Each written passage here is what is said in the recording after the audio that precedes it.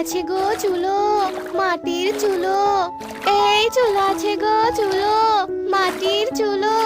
নিয়ে নিন গো নিয়ে নিন, চুলো আছে গো চুলো। ও গিন্নি, গিন্নি, একটু এদিকে এসো তো।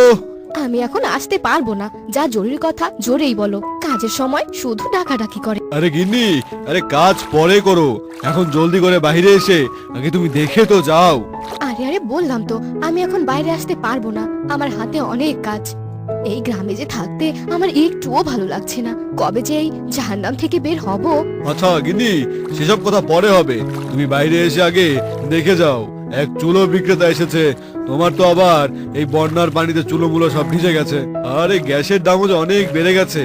এখন তুমি মাটির চুলো রান্না করলে আমাকে অত টাকা দিয়ে আর গ্যাস কিনতে হবে না।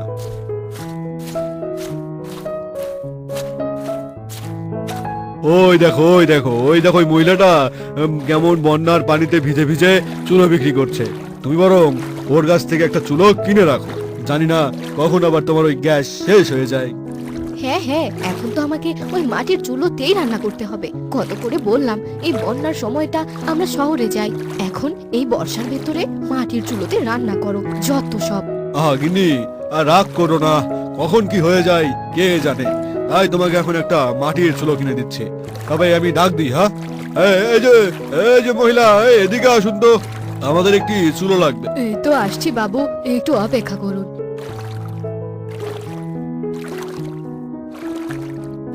মাটির চুলোর দাম যেন কত বলছিলেন? এই মাটির চুলো আমি 100 টাকা করে বিক্রি করি, আপনি না হয় আমাকে 10 টাকা কম দেন সাহেব। আচ্ছা ঠিক আছে গিন্নি, তুমি ও চুলোটা নিয়ে রাখো, আমি ওনাকে টাকা দিচ্ছি।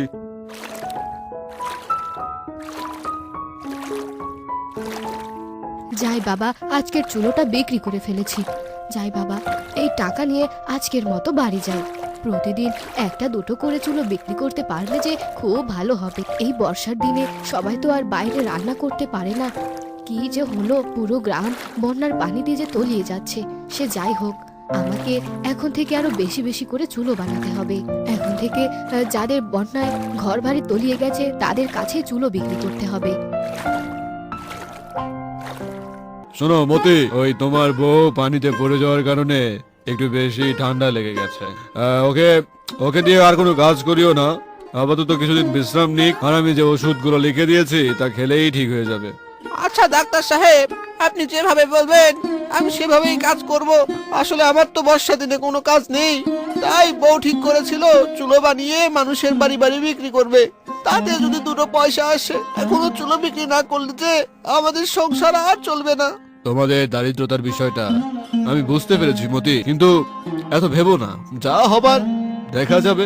তাহলে এখন আমি আসছি, কেমন?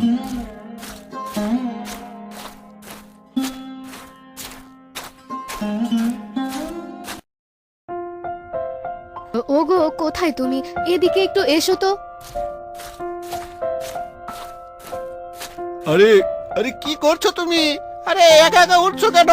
আমাকে ডাক দিলেই তো পারো। এই সামান্য একটা বিষয়ের জন্য তোমাকে কেন ডাকবো? আসলে আমার খিদে পেয়েছিল, তাই তোমাকে ডাকছিলাম। এই দেখো, তোমার জন্য সকালের খাবার এনেছি, এখন তুমি বসে বসে সকালের খাবারটা খেয়ে নাও। এখন বাজারে গিয়ে তোমার জন্য ভালো মন্দ মাছ মাংস যা পাচ্ছি নিয়ে আসছি, দাঁড়াও। কেন গো, হঠাৎ আজ তুমি মাছ মাংস আনতে যাবে কেন? বাড়িতে কোনো মেহমান আসছে নাকি গো? আমাদের বাড়িতে মেহমান? হাসালে গিন্নি, হাসালে। আমাদের যে দুই কুলে কেউ নেই, না আছে মা বাবা, না আছে কেউ, তাহলে তাহলে কে আসবে? আমরা যে পৃথিবীর মধ্যে অনাথ।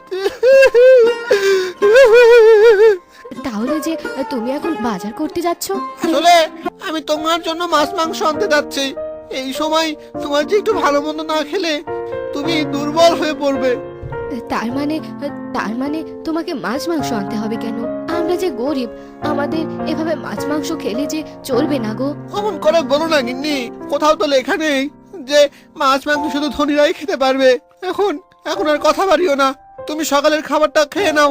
আমি আমি যাই, বাজার থেকে আসছি।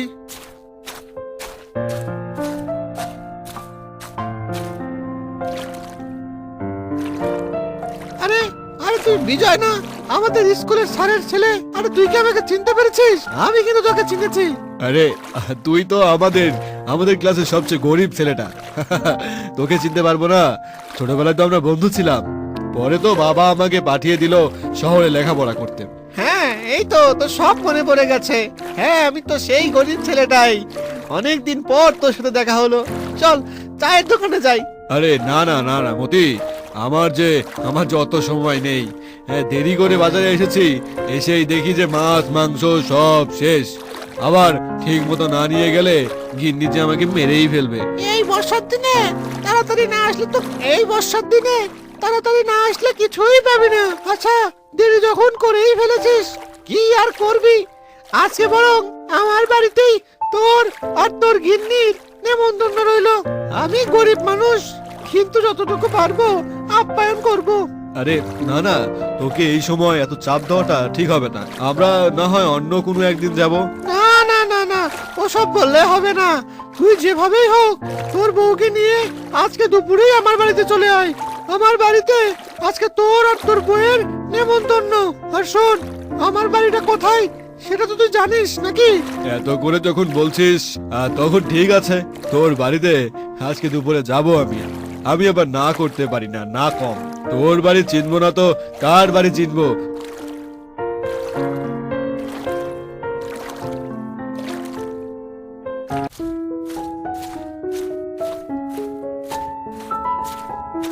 ও গিন্নি, তোমার কি হলো? দুপুর গড়িয়ে তো বিকেল হতে চললো। এদিকে যে একটা নেমন্তন্ন আছে, সেটা কি তোমার মনে আছে? না না, নেমন্তন্নের কথা আমি অত সহজে ভুলি না। দেখো না, রেডি হয়ে আছি, চলো নেমন্তন্নটা খেয়ে আসি।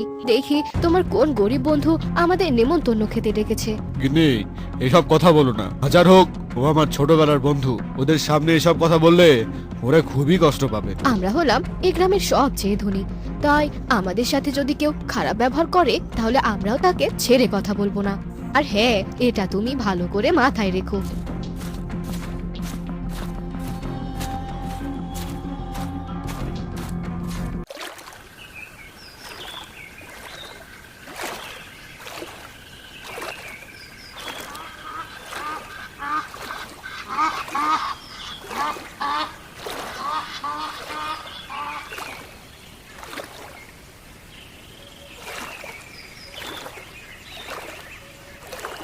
আরে বিজয়, তুই চলে এসেছিস বন্ধু। আয় আয়, ভিতরে আয়। হ্যাঁ বন্ধু, হ্যাঁ চল। গিন্নি চলো, ভিতরে চলো। হ্যাঁ হ্যাঁ, চলো ভেতরে চলো, গিয়ে দেখি কি ডাল আর ভাত রান্না করেছে।